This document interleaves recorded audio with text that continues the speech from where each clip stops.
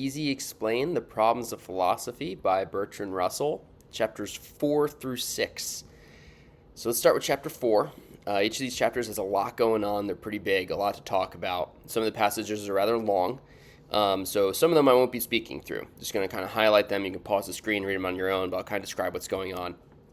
So to kick off chapter 4, which is Bertrand Russell's approach and reflections and problem solving on idealism. Where let's kick it off with Berkeley, right? So he does a little call to Berkeley here. Bertrand Russell starts by talking about sensations versus sense data. So if you're familiar with the philosophy of Berkeley, his idealism goes as far as claiming immaterialism, right? So the whole thing is that Berkeley's whole thing is that to be is to be perceived. So we see here that Russell's just going to shift that a little bit, right? He's going to start interpreting, effectively solving some of Berkeley's problems by incorporating Russell's own concept of sense data, right? It's data that you receive through your senses, and beyond that, we're not going to get into a whole lot of ontological spiraling, kind of like Berkeley does. So again, this is a longer passage. I broke it up into two halves. I have the first half highlighted right now. Scroll down and take I actually broke it into thirds. So second chunk here. So again, it's a really big one. I'm not going to take the time to read through the whole thing. Rather just provide an overview, brief description. There it is. Good summary of what Russell thinks about Berkeley's philosophy.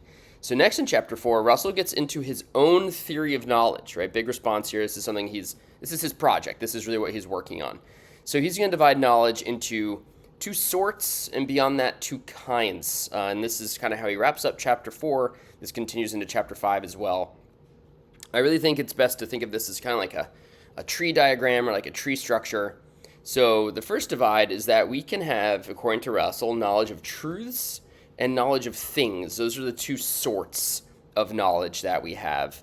And beyond that, when we talk about knowledge of truths and knowledge of things, that breaks down into two kinds of knowledge, that we can know truths and things by acquaintance, right, becoming acquainted with them, or we can know knowledge and truths by description. Right, so for Russell, there are certain ways that we can become acquainted with things. And they are largely our senses, right? Going back to that call to Berkeley when we were talking about sensations versus sense data. We have our memories. We have our introspections, right? So reflection. This is kind of his take on rationalism. And there's also self-knowledge, which is where Russell gets a little deep, a little wishy-washy when it comes to his philosophy, right? A little metaphysical here, just the knowledge of the self.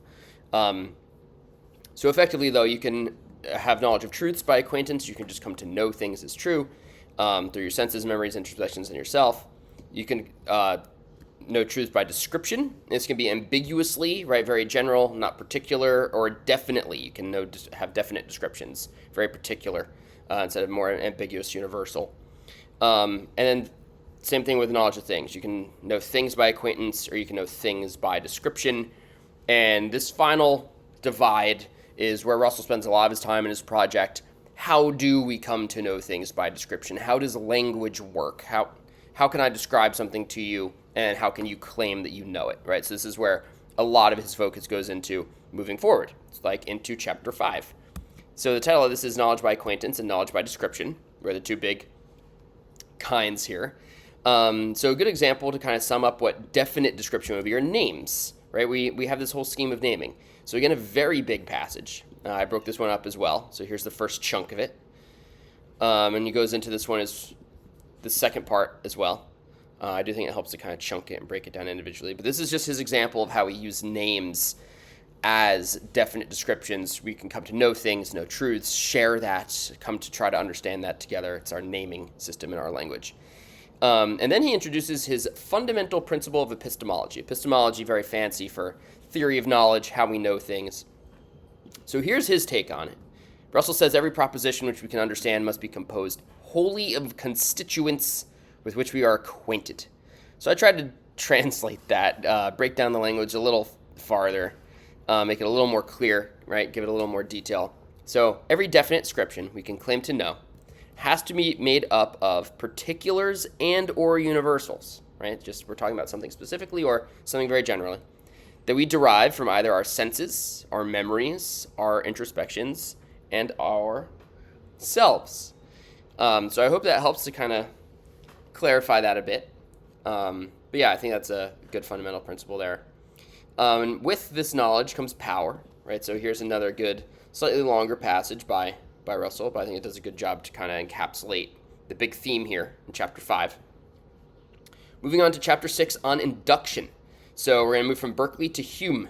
So this is where Russell actually has something to say about Hume's concept of customs. So again, kind of a longer one, but effectively it's his take on this, right? So if you know anything about Hume, his whole idea is that we construct these mental habits based on past experiences, and we have no reason to believe that we can predict anything in the future, but effectively our customs trick us into thinking that we do, right? And this is Russell's response to that. He gets a little deeper into the principle of induction. He tries to formulate it so that there's a way that we can actually grasp it and maybe give it a little more ground to stand on. So he has two parts to this, right? Talking about induction as a law.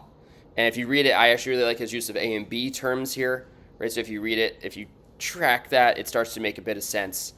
Even though it has to do with associations, what we know first, their relations to each other, what follows, effectively cause and effect. And he takes this out and applies his understanding of induction to empiricism, right? Empiricism in general. So we're thinking about how we know things, how we come to know things through experiences, things or truths through our experiences. So there's the first part. Here's the second part. So that's chapters 4 through 6, chapters 4, 5, and 6. Again, a lot going on in these. They're very deep. I really hope you can take the time to engage with them or go back, pause the screen, really engage with these key quotes at least. It's very kind of tough to provide a very short overview of these chapters with so much going on, but they're great. They're very rich. A lot to work with, especially when it comes to Russell's response on Berkeley, Hume, and empiricism in general. So for now, hope this helps.